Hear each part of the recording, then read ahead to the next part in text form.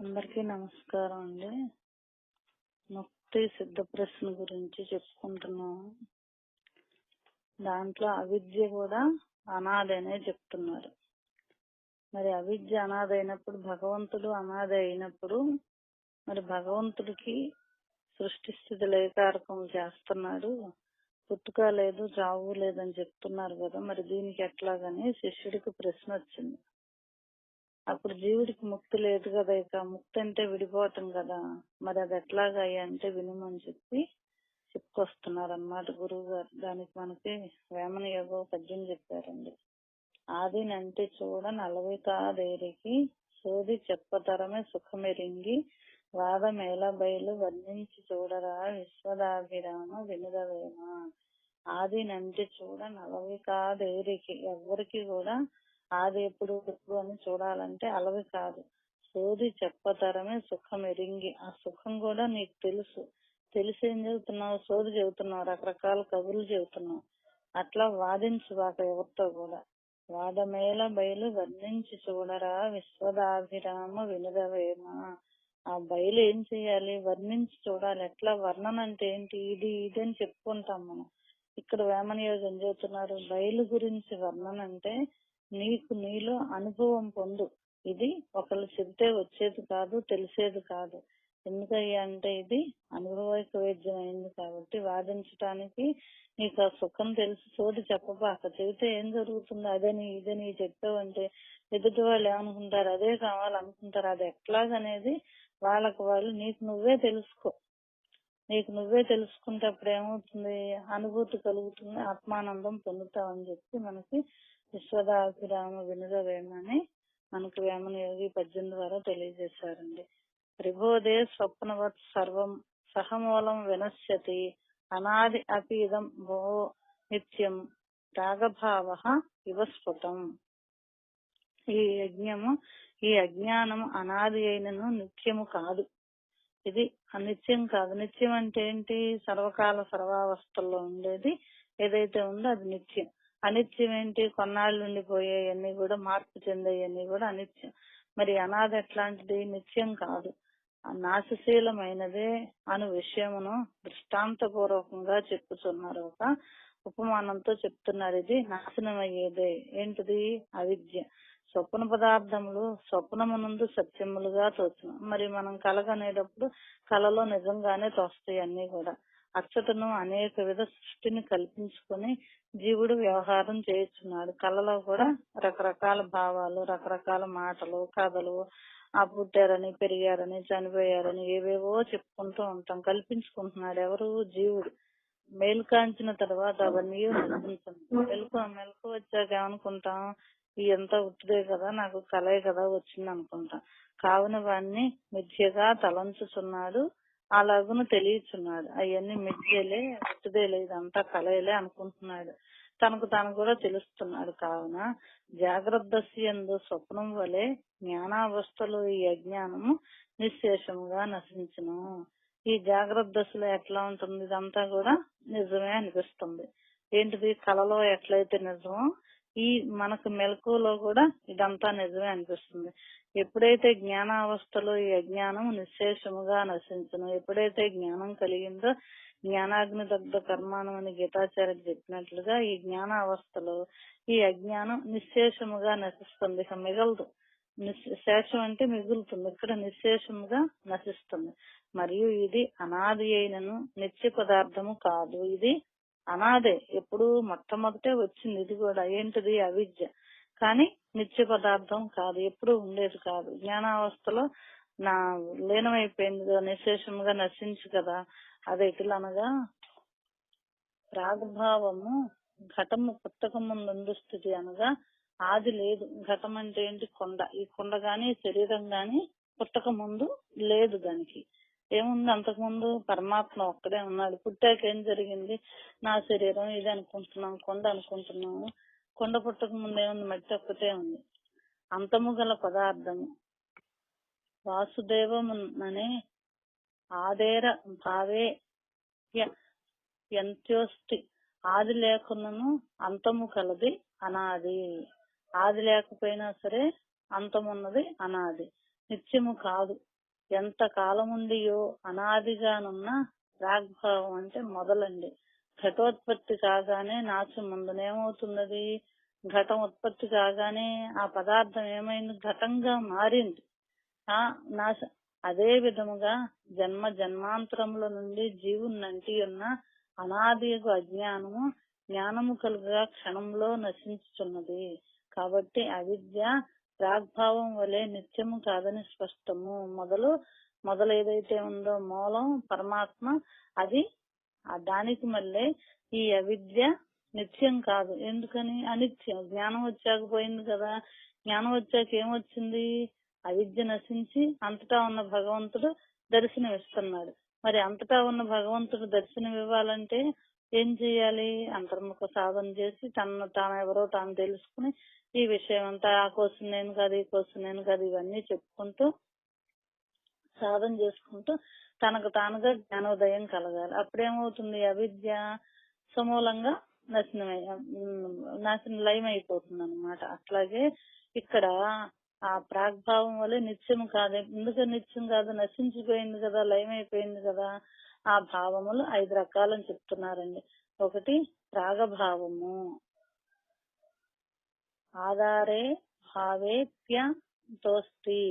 ఆది లేకుండాను నాశనము కలదు. ఆది లేకపోయినా నాశనం ఉంది. ఆది అనేది ఎప్పుడంటే ఎవరు చెప్పలేం కదా, అందుకని లేదని చెబుతున్నాడు ఇక్కడ. అసలు లేదనేది కాదు, ఉన్నది. కానీ ఎప్పుడు అనేది ఎవరు చెప్పలేదు కాబట్టి, చెప్పలేకపోతున్నారు కాబట్టి ఇందాక మనం పద్యంలో కూడా చెప్పుకున్నాం కదా, ఆది నంటి చూడ నలవి కాదు ఏరికి, ఎవరు చెప్పలేరు దాన్ని. కాబట్టి అది నిత్యం కాదనమాట. అది లేకుండా, ఆది లేకుండాను నాశనం కలదు. ఎప్పుడనేది చెప్పలేకపోయినా దాని నాశనం ఉంది. దేనికి? అవిద్యకి. మరి పరమాత్మకి ఆది తెలియదు, అంతము లేదు, రెండూ లేదనమాట. అందుకని ఇక్కడ అవిద్య అనాది, ఎప్పుడు వచ్చిందో తెలియదు కాబట్టి అనాది. ఆది లేకపోయినా అనాది అంటున్నారు అనమాట. తర్వాత కార్యోత్పత్తికి ముందుంటున్నది, ఘటోత్పత్తికి ముందు ఘటాభావము. ఆ భావం తెచ్చిపెట్టుకున్నది అనమాట. తర్వాత రెండోది ప్రాగ్భావం అంటేనేమో ఆది లేకపోయినా సరే నాశనము కలదు. రెండోది ప్రధ్వంసాభావము. ఆదిరస్తి అంతో నాస్తి. మొదలున్నది అంతము లేనిది. నాశనానంతరం ఉండునది. ఘటో నష్ట. నశించును అనునది. ఎట్లా నశించింది అంటాం? ఎట్లా అంటాం దీన్ని? ఆదిరస్తి అంతో నాస్తి. మొదలున్నది అంతము లేనిది. అంతం లేనిది ఏంటిది? ఆ పరమాత్మ తత్వం. నాశనాంతరం ముందు ఉన్నది, నాశనానికి ముందు ఉన్నది. ఘటో నష్ట. నశించను అనున్నది. నశించింది. ఏమైపోయింది? అవిద్య ఏమైపోయింది? లయమైపోయింది. నశించింది అంటాం కాబట్టి అదొక రకంగా చెప్పుకొస్తున్నారు. అన్యోన్యాభావము. ఇది చాలా చాలా లోతుగా ఉందండి. అన్యోన్యాభావం అంటే ఏంటి? ఘటో పటోన పటో మటోన. ఘటము పటము కాదు, పటము ఘటము కాదు, పరస్పరము నందున్నది. ఘటమునందు పటాభావం ఉంది, పటమునందు ఘటాభావం ఉన్నది. అంటే ఇది తెచ్చిపెట్టుకున్నాం అన్నమాట. ఎట్లా తెచ్చిపెట్టుకున్నాం? ఘటం అంటే ఏంటి? కొండ. పటం అంటే ఏంటి? మనకు మామూలుగా వస్త్రం అంటాం. కానీ ఇక్కడ ఏం చెప్పుకొచ్చారు? పటం అంటే పాప పడగ అన్నారండి. పడగ అంటే ఏంటి? మామూలుగా ఏదైనా పాపానికి పడగ అంటే దాన్ని కప్పుతోంది. మనకి పడగ, పాము పడగ అంటాం కదా, ఏదన్నా దేవుడి మీద అట్లా ఉంటుంది కదా. ఇక్కడ పాపానికి పడగలాగా ఉంది. ఏంటిది? పటం అనేది ఎట్లా ఉంది? పడగలాగా ఉండి ఏమవుతుంది? దాన్ని నేననే భావంతో కప్పేస్తుంది. మనకి మాయ అంటాము, తెర అంటాం కదా. ఇక్కడ ఈ పటం అనే దానికి పాప పడగ అనే అర్థం అన్నమాట. దానికి మనకి వేమన యోగ పద్యం చెప్తున్నారు. ఈ ఘనసూత్రం ఎరుంగుం. ఏంటిది? ఘనం అంటే గొప్పది. ఈ సూత్రం తెలుసుకో. నీ ఘటమున శివుడు చేరి ఇరువు కొనంగా. ఈ ఘటం అంటే ఈ శరీరంలోనే శివుడు చేరి ఇరువు కొనంగా ఉన్నాడు. భగవంతుడు ఎప్పుడు కదలకుండా హృదయ సజ్జన తెస్తుంది అన్నట్టుగా ఉన్నాడు. ఏ ఘటపటముల కందక తా ఘనుడై ఆడుచుండు తథ్యము వేమ. ఏ ఘటపటముల కందక ఈ శరీరానికి అందడు, ఆ నేననే భావానికి అందడు, దేనికి అందకుండా తా ఘనుడై ఆడుచుండు తథ్యము వేమ. తా గొప్పవాడయి ఆడుతున్నాడు. ఎట్లా? ఈ అవిద్య చేత ఆడిస్తున్నాడు. తన సాక్షిభూతుడుగా ఉన్నాడు. తథ్యము, ఇది తప్పనిసరి విషయము అని చెప్పి ఈ ఘన సూత్రం ఎరుంగుము, ఈ గొప్ప సూత్రాన్ని తెలుసుకోమని చెప్పి మనకు వేమన యోగి పద్యం ద్వారా తెలియజేస్తున్నారు అన్నమాట. ఇక్కడ కూడా ఈ అభావాలంటే తెచ్చిపెట్టుకున్నాయే కదా, ఇవి 5 రకాలని చెప్పుకొచ్చి 3వ రకంలో అన్యోన్యాభావము అని, పటము ఘటము కాదు, ఘటము పటము కాదు. ఈ శరీరం నేననే పాపంతో కూడుకుంది కాదు, నేననే పాపంతో ఉన్నది శరీరము కాదు. ఈ రెండింటికి ఒకదానికొకటి అన్యోన్య పరస్పరం నందు ఉంది. దీంట్లో అది ఉంది, అందులో ఉంది. ఘటమునందు పటాభావం ఉంది, పటమునందు ఘటాభావం ఉంది. నేననేది ఎట్లా అంటాం? ఈ శరీరం ఉంటే నేను అనుకుంటున్నాను, ఈ పాపం ఉంటేనే శరీరం ఉంటేనే పాపం నేననే భావం చేస్తున్నా. నేననే భావన ఉండటానికి ఆధారం శరీరం. కాబట్టి ఇది అన్యోన్యాభావం అని చెప్పుకొస్తున్నారు అన్నమాట. దానికి మనకు ఏమని ఇప్పుడు చెప్పినట్టుగా పద్యం, తా ఘనుడ ఈ రెండింటికి అందకుండా తా ఘనుడై ఆడుచుండు తథ్యము వేమ. పటం కాదు, ఘటం కాదు, రెండింటికి వేరుగా విలక్షణంగా పరమాత్మ ఉన్నాడని చెప్పి చెప్పుకొస్తున్నారు అన్నమాట. తర్వాత అత్యంతాభావము, త్రికాలములు ఎందును లేనిది. ఎందుకని? భూతములచే ఘటో నాస్తి, భూమిలో ఘటమే లేదను వ్యవహారము. భూమిలో కొండ ఉందా? మట్టిలో ఉన్నది కానీ కనిపించట్లా మనకి. ఇక్కడ కూడా ఎట్లా ఉంది? పరమాత్మ ఉన్నాడు గాని మనకి కనిపించట్లా. అవిద్యని ఎట్లా అనుకుంటున్నాం? వాడు ఉంటే కదా నీకు. అందుకని అత్యంతాభావము, త్రికాలములు ఎందును లేదిది. ఎప్పుడు? భూతలే ఘటో నాస్తి, భూమిలో ఘటం లేదు కానీ ఎట్లా ఉంది? దాన్ని మార్పు చేసి తయారు చేస్తే కుండలాగా మనకు కనిపిస్తోంది.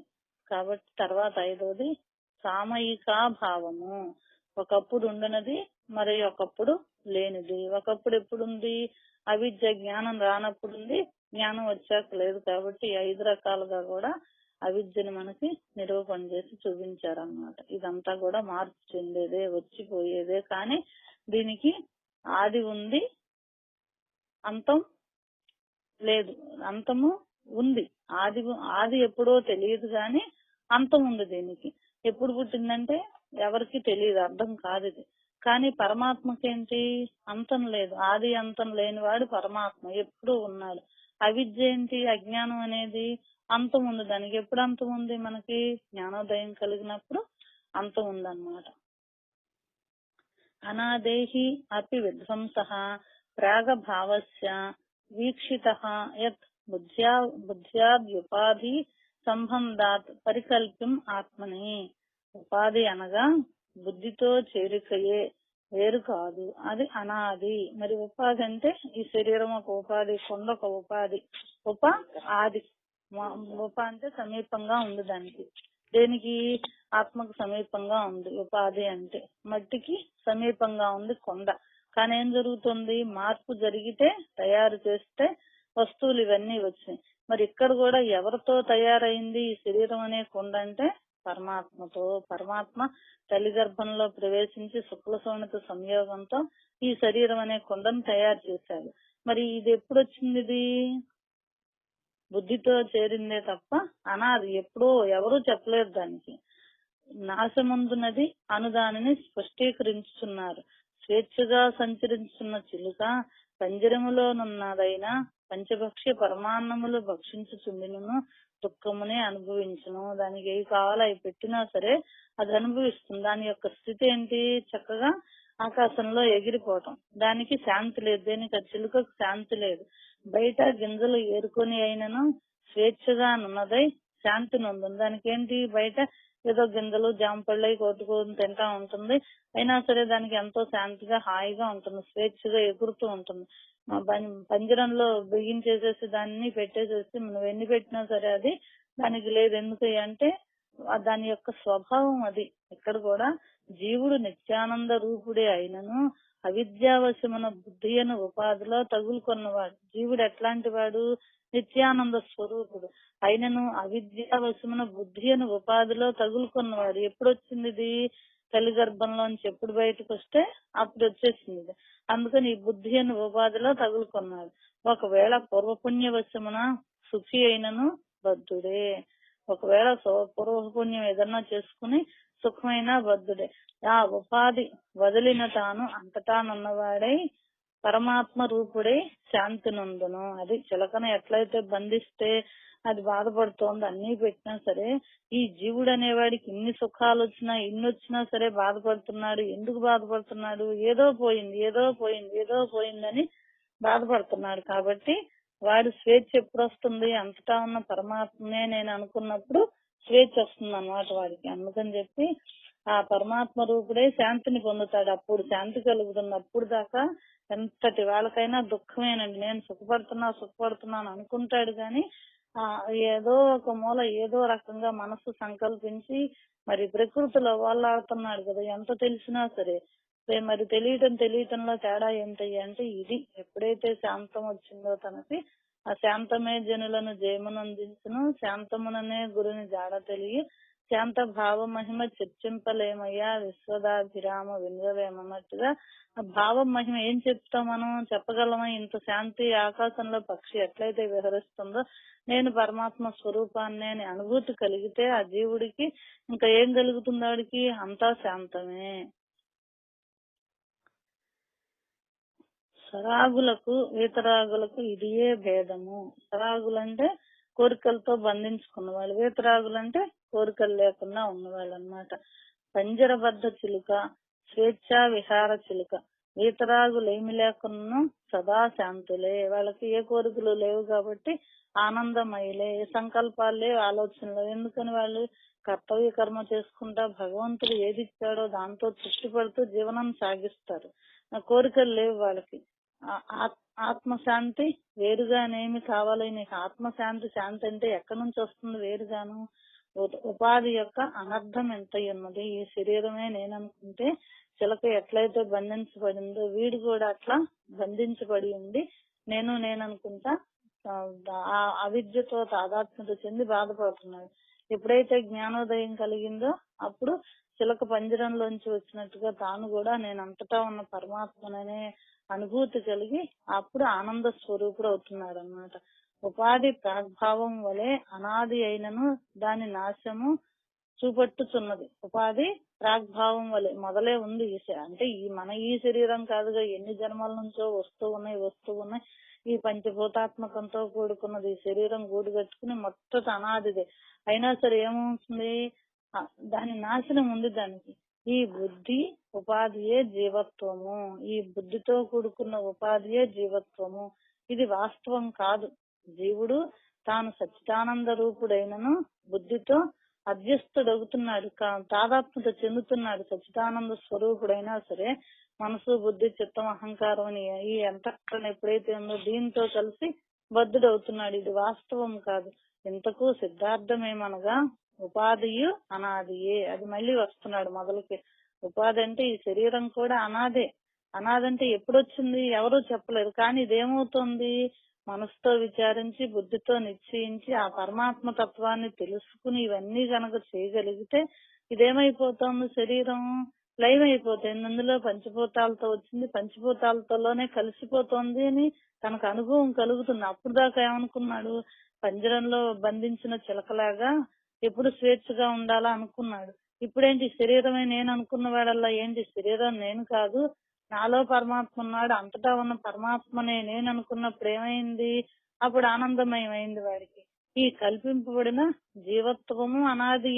ఇది ఏదైతే ఉందో ఆ అజ్ఞానంతో కూడింది, అది కూడా అవిద్య. అది కూడా కల్పింపబడిన జీవత్వం కూడా అనాది.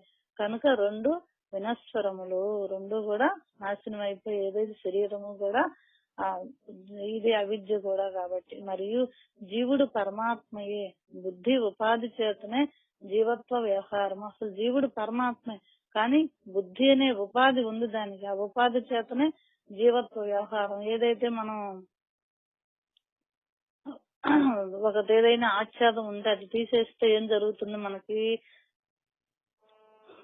లోపల ఉన్న వస్తువు బయటపడుతుంది. ఇక్కడ కూడా బుద్ధిని కనుక మనం తెలుసుకుని బుద్ధి తత్వాన్ని తెలుసుకుంటే దేంతో మనం నిశ్చయించాం ఇదంతా ఈ ఈ అవిద్య నిజమేనని ఎట్లా అని తెలుసు ఉన్నదని అనుకుంటున్నామో దాన్ని బుద్ధితో గనుక మనసుతో విచారించి బుద్ధితో స్థిరత్వం చేసుకుంటే ఆ జీవత్వం లేదు పరమాత్మ తత్వం అనే తెలుస్తుంది అనమాట. మనకు దానికి భగవద్గీతలో స్థితప్రజ్ఞ లక్షణాలు చెప్తాడు. మరి ఇట్లా జీవత్వం పోయి పరమాత్మ తత్వంగా ఉన్నవాడు ఎట్లా వ్యవహరిస్తాడు ఏంటి అనేది మనకి స్థితప్రజ్ఞ లక్షణాల్లో చెప్తారండి భగవద్గీతలో. అది తొలగగా తాను నిస్సంగుడను విషయమునను బ్రహ్మసూత్రం కూడా తద్గుణ సారత్వాత్ తద్వ్యవహ దేశ ప్రాజ్ఞవత్ పరబ్రహ్మము నందువలే జీవుని యందును అల్ప పరిమాణత్వ వ్యవహారము జీవోపాధికు బుద్ధి యొక్క గుణములు ప్రధానముల గుడిచే కలిగినది అనగా జీవత్వ వ్యవహారము బుద్ధిను ఉపాధిచే ఏర్పడినది. ఈ జీవుడికి ఏంటి ఉపాధి ఏంటి అంటే బుద్ధి. ఆ ఉపాధి అంటే పైన ఉంది. మనకు శరీరం ఎట్లా ఉపాధి అనుకుంటున్నామో లోపల పరమాత్మ సాక్షిగా ఉంది. ఇక్కడ జీవుడికి ఉపాధి ఏంటి అంటే బుద్ధిని కనుక వేరు చేసుకుంటే ఉన్న విషయం మనకి అవగాహన అవుతుందండి. జీవత్వం న తతః అన్యత్తు స్వరూపేణ విలక్షణ సంబంధన స్వాత్మన బుద్ధ్యా మిథ్యాజ్ఞాన పురస్సర. జీవత్వము యథార్థము కాదు, అది బుద్ధికృత దోషమే. మళ్ళీ చెప్పుకొస్తున్నారు, ఈ జీవత్వం అనేది యథార్థం కాదు, బుద్ధితో నిశ్చయించుకున్నాం కాబట్టి బుద్ధి యొక్క దోషమే అను దానిని తేటపరుచుతున్నారు. జీవత్వం అనగా వేరుగా స్వరూపముతో భేదము కలదై మరి ఒకటి లేదు. జీవత్వం అంటే ఏంటి? వేరుగా స్వరూపంతో భేదము కలదై లేదు, మరొకటేం లేదు. తనకు బుద్ధితో సంబంధమే జీవత్వము నిశ్చయించుకుంటున్నాం కదా, నేను శరీరం అని చెప్పి. అట్లా ఏదైతే ఉందో బుద్ధితో సంబంధమే జీవత్వము. అది అజ్ఞానముచే కల్పితము. ఎప్పుడు యథార్థము కాదు, అజ్ఞానముచే కల్పించబడింది. ఈ శరీరమే నేను అనుకున్నది, అది యథార్థము కాదు. ధాన్యమునకు వడ్లు అను వ్యవహారము పొట్టు ఉన్నప్పుడే అది పోయిన బియ్యం అని వాడుకొందము. అటులనే జీవత్వము బుద్ధ్యాదుల మనః కల్పితమే, అది లేకుండా పరమాత్మ వ్యవహారము. జీవుని యథార్థ స్వరూపమును శృతి చెప్పుతున్నది చూడు. అయం పురుష స్వయం జ్యోతిర్భవతి. ఈ జీవాత్మ పురుషుడు స్వయం ప్రకాశమానుడు. బ్రహ్మసూత్రం కూడా చెప్తుంది, జ్ఞేత ఏవ. ఇందువలనే జీవాత్మ జ్ఞాన రూపుడు. నిరుపాధికత్వం వల్లనే ఉపాధి దేనికి వచ్చింది? జీవుడికి ఉపాధి ఏంటి? బుద్ధి. ఉపాధి తీసేస్తే ఏమైంది? అంతటా ఉన్న పరమాత్మ గోచరం అవుతాడనమాట. దీనికి మనకు వేమన ఏగో పద్యం చెప్తున్నారని. ఒక ఎందు బుట్టి ఎన్నది అన్నంబు బ్రాకునందు ఫలము మానితమగు సోగు గాలి పట్టి శోధించి చుండురా విశ్వదాభిరామ వినురవేమ. అన్నం అంటున్నాం, ఎక్కడుంది? ఒక ఎందు బుట్టి ఉన్నది అన్నము లోపల ఉంది, వడ్లల్లో ఉంది. వడ్లల్లో పొట్టు పొట్టుని ఏమంటాం మనం? ఓక అంటాం. ఆ అన్నం ఎక్కడుంది? లోపల ఉంది. రాకునందు ఫలము మానితము, చెట్టు ఎందే ఫలం ఉన్నది. సోగు గాలి బట్టి శోధించుచుండురా విశ్వదాభిరామ వినురవేమ. మనకి ఉచ్ఛ్వాస నిశ్వాసాల గమనములు జరుగుతూ లోపల ఈ గాలి ఎవరు తీసుకుంటున్నారు ఏంటి అనేది విచారం చేసి దాన్ని శోధన చేస్తే మనకి వడ్లులోంచి ఎట్లయితే బియ్యం బయటకు వచ్చిందో ఈ సోగు గాలి మనం ఉచ్ఛ్వాస నిశ్వాసాల గమనం ఎవరుంటే తీసుకుంటున్నాము, ఏం జరుగుతోంది అనకంగా విచారిస్తే మనకి ఆ పరమాత్మ తత్వం అవగాహన అవుతుందని చెప్పి ఇక్కడ మనకి విశ్వదాభిరామ వినురవేమ అని వేమన యోగి పద్యం ద్వారా మనకి తెలియజేశారండి. కాబట్టి ఊకలో ఎట్లా అయితే ఉందో పరమాత్మ మనలో ఉన్నాడు. పైన ఇక్కడ శరీరం అనే ఉపాధి ఉంది. ఈ శరీరం అనే ఉపాధి కాకుండా అంతర్ముఖంలోకి వెళ్లి బుద్ధి అనే ఉపాధిని కనుక దేంతో నిశ్చయించాం? ఈ శరీరం నేను అనుకుంటున్నాము, బుద్ధితో నిశ్చయించేసాం. మనకు తెలియదు, చిన్నప్పటి నుంచి కూడా వచ్చేసింది. ఇది ఆ వచ్చేసింది ఏమైపోయింది? ఇంకా అది గట్టిగా స్థిరపడిపోయింది. మరి ఆ స్థిరపడిపోయిన దాన్ని మనం నిదానంగా తీయాలంటే ఏం చేయాలి? శనై రఘురమే మెల్లిమెల్లిగా సాధన చేసుకుంటా ఉంటే అనగనగరాగా అన్నట్టుగా అప్పుడేం జరుగుతున్నాయి అంటే మనకి సాధనమైన పనులు సమకూరు ధరలోనూ మనం ఏదైతే పని అనుకున్నామో ఈ శరీరం అనే ఇంటిలో ఆ పరమాత్మ తత్వం మనకుగా అనుభూతి కలుగుతుందండి. వినివృత్తి భవేత్ తస్య సమ్యక్ జ్ఞానేన నా అన్యథా బ్రహ్మాత్మైకత్వ విజ్ఞానం సమ్యక్ జ్ఞానం శృతి మతం. ఎప్పుడైతే ఈ ఇక జీవత్వ బుద్ధి తొలగు ఉపాయమును చెప్తున్నారు, మళ్ళీ అదే చెప్తున్నారండి. ఆ జీవభావము మంచి జ్ఞానముచే తొలగును. సమ్య జ్ఞానం అనగా జీవుడు పరబ్రహ్మం రెండును ఒకటి అయిన నిశ్చయ జ్ఞానం. ఈ జీవత్వ బుద్ధి ఎట్లా తొలగుతుంది ఇందా చెప్పుకొచ్చారు. ఓకకి ఒడ్లకి పొట్టు తీసేస్తే ఓకొస్తుంది, బియ్యం వేరైపోతాయి. అట్లాగే మనం బుద్ధితో జీవత్వ భావాన్ని తీసేస్తే పరమాత్మ అవుతామని చెప్పుకొచ్చి మళ్ళీ చెప్తున్నారు. ఎట్లా? జీవభావం మంచి జ్ఞానముచే తొలగును. మంచి జ్ఞానం అంటే ఏంటి? చెడ్డ జ్ఞానం. మంచి జ్ఞానం అంటే ఇక్కడ ఆత్మజ్ఞానంతో తొలగుతుంది అన్నమాట. సమ్య జ్ఞానం అంటే ఏంటి? జీవుడు పరబ్రహ్మమే, రెండు వేరు కాదని నిత్యం. ఇట్లా వేదము చెప్పుచున్నది. కావున జీవబుద్ధి జీవ బ్రహ్మ అభేద జ్ఞానముచే విచారించి మరి ఒకసారే పోతుందా ఇది? అందుకే శనై రపురమే మెల్లిమెల్లిగా సాధన ఆపకూడదు, చేస్తూనే ఉండాలి. విచారం చేస్తూనే ఉంటే ఎప్పుడుకో తనకి తన యొక్క అజ్ఞానం అనేది ఎప్పుడు మన కప్పుకుని ఉంది కదా, ఈ బుద్ధితో నిశ్చయించి ఆ నిశ్చయించింది ఏమవుతుంది? నిదానంగా విచారణ ద్వారా పోయి ఆ పరమాత్మ తత్వం అనుభూతి కలుగుతుందండి. కావున జీవబుద్ధి జీవ బ్రహ్మ అభేద జ్ఞానముచే విచారించి జీవాత్మను పరమాత్మనుగా తెలిసినట్టు నిశ్శేషముగా నశించును. అప్పుడు విచారిస్తే ఈ జీవాత్మే పరమాత్మను ఎప్పుడైతే తనకు తెలుస్తుందో అప్పుడు నిశ్శేషముగా నశిస్తుంది. వేరగు కర్మోపాసనలచే జీవబ్రహ్మలు వేరు అను వేద జ్ఞానముచే జీవభావము పోదు అనుభావము. ఇక దీనికి మార్గం ఏమీ లేదు, వచ్చిన దారినే వెళ్ళాలి. ఎక్కడి నుంచి వచ్చాం మనం? గర్భగుడిలోకి వెళ్ళాలంటే, దేవుడిని చూడాలంటే గర్భగుడిలోకి వెళ్తే దేవుడు కనిపిస్తాడు. మళ్ళీ ఆ గర్భగుడిలోంచి మళ్ళీ యువతలకు వచ్చేసేయాలి. ఇంకా వేరు మార్గం లేదు. కాబట్టి వేరగు కర్మ అంతర్ముఖం అయితేనే నీకు ఆ ఆత్మతత్వం అవగాహన అవుతుంది. మళ్ళీ అట్లా నువ్వు అసలు చేరిందే అట్లా చేరవు, మళ్ళీ నువ్వు దాంట్లోకి వెళ్తేనే నీకు అవగాహన అవుతుంది తప్ప వేరు లేదు. ఎందుకని? తల్లి గర్భంలో చదువుకున్నావు అది. మళ్ళీ అదే తల్లి గర్భంలో నువ్వు ఎప్పుడైతే ప్రవేశించి ఈ అంతర్ముఖ విద్య నువ్వు చేసుకుంటావో అప్పుడు నీకు ఆ జీవ బ్రహ్మ అవేద జ్ఞానం తెలుస్తుంది. లేకపోతే వాచా వేదాంతంగా ఎన్ని మాటలు చెప్పుకోవటమే అవుతుంది తప్ప అనుభూతి పొందడం అన్నమాట. అనుభవం రాదు వాడికి. కాబట్టి వేరగు కర్మ ఉపాసనలచే జీవ బ్రహ్మలు వేరను అభేద జ్ఞానముచే జీవభావం పోదు.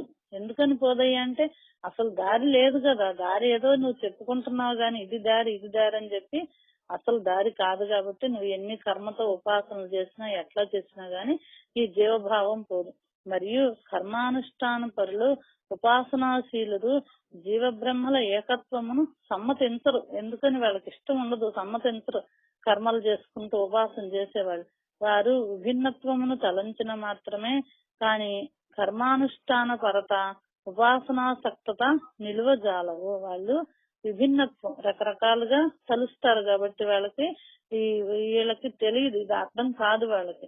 విచారించిన వారును సంసారబద్ధులే. ఎప్పుడైతే ఆ దాంట్లో ఉండి విభిన్నత్వం వేరువేరుగా తలంచి అందులోనే ఉంటారు కాబట్టి ఇక వాళ్ళకి తలంచినా కూడా సంసార బుద్ధులే, సంకల్ప వికల్పాత్మక ఈ సంసారంలోనే ఉంటారు.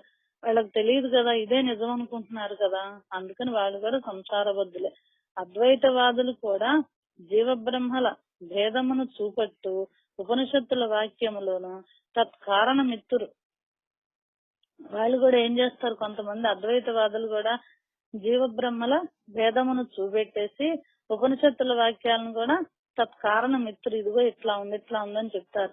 వాటి అన్నింటినీ సమన్వయము చేసుకొని అంతఃకరణ శుద్ధి కర్మోపాసనలు ఏర్పడినవని తెలియవలేను. వాటన్నిటిని ఏం చేయాలి? మనం పుస్తకం చదివామంటే దాంట్లో నుంచి తత్వజ్ఞానాన్ని తీసుకుని సమన్వయం చేసుకోవాలి. మరి అన్నమాచార్య కీర్తనం చేసుకున్నాం, భగవద్గీత, వ్యక్తుడామని, వేమన పద్యాలు అన్నిటిని ఏం చేస్తున్నాం? మనం సమన్వయం చేసుకొస్తున్నాం, ఒక చోటకు తీసుకొస్తున్నాం. అట్లా చేసుకుని అంతఃకరణ శుద్ధి కర్మోపాసనలు ఏర్పడినవని తెలియవలేను. అట్లా ఎప్పుడైతే చేసుకుంటాడో అంతఃకరణ శుద్ధి కలిగి ఈ కర్మోపాసనలు ఏర్పడినవని తెలుసుకోవాలి. జీవ బ్రహ్మభేద జ్ఞానమే అద్వైతము. జీవుడికి బ్రహ్మకి వేరు లేదనే జ్ఞానం ఏదైతే ఉందో అదే అద్వైతము, అదే సమ్యక్ జ్ఞానము. ఎట్లా వస్తుంది అంటే ఈ విచారణ అంతా చేసుకోవాలి. సాధన చేసుకుంటా, గురువు చెప్పిన అంతర్ముఖ సాధన చేసుకుంటా, బాహ్యంలో ఉంటూ అది విచారణ చేసుకుంటా ఉంటేనే ఈ సమ్యక్ జ్ఞానం మనకి అవగాహన అవుతుంది అన్నమాట. జీవుని వేరుగా చూసిన కలుగు అనర్థమును విష్ణు ధర్మంలో చెప్పుకొస్తున్నారండి. మనకి వేమన యోగి కూడా ఒక పద్యం ద్వారా తెలియజేశారు. జీవ భావమెరుగా చెడదెన్నటికి మతి, దైవమును నెరుంగ తనరు బుద్ధి, తేజముదయమంద తిమిరంబు నిల్వదు విశ్వదాభిరామ వినురవేమ. జీవభావమెరుగ చెడదెన్నటికి మతి. ఏం చెప్పుకొస్తున్నాడు ఇక్కడ జీవభావం గురించి? బుద్ధితో జీవుడు అనుకుంటున్నాడు. మరి ఈ బుద్ధిని గనక తీసేసే విధానం తెలిస్తే చెడదెన్నటికి మతి, ఇక మతి కదలదిహ. ఎందుకని? దైవంబు నెరుంగ తనరు బుద్ధి. ఆ దైవాన్ని తెలుసుకుంటే ఆ బుద్ధి ఏమవుతుంది? ఈ ప్రకృతి, ఈ శరీరం నిజమేనని ఏదైతే నిశ్చయించిందో బుద్ధి, ఈ దైవాన్ని తెలుసుకుంటే ఆ బుద్ధి పరమాత్మ నిజం అనేది అప్పుడేమవుతుంది? ఈ జీవుడు దేవుడు అవుతాడు. తనరు అంటే అతిశయం అండి. అతిశయం అంటే ఎంతకంటే గొప్పది లేదు. ఆశ్చర్యాతికి ఆశ్చర్యం అనిపిస్తుంది అన్నమాట. ఇన్ని సంవత్సరాల నుంచి పుట్టి పెరిగి ఇంతంతా నిజంగా ఉంది, దీన్ని తాదాత్మ్యత చెంది దీంట్లో తాదాత్మ్యత చెందాం ఈ ప్రకృతితో, ఈ శరీరంతో. ఓహో, ఇంత సూక్ష్మాతి సూక్ష్మంగా ఉన్న పరమాత్మ తత్వమే నేనా, ఇదంతా విశ్వం అంతా వ్యాపించిన పరమాత్మ నేనా అని మంత్రపుష్పంలో చెప్పినట్టుగా అంతా నేను, అది నేను, ఇది నేను, అంతా కూడా నేనేనని చెప్తాడు మనకి మంత్రపుష్పంలోనండి. అట్లాగే ఆ బుద్ధి తనరాలు, దాంట్లో అతిశయానికి వెళ్ళాలి. అతిశయం అంటే వింతలకే వింత అన్నమాట.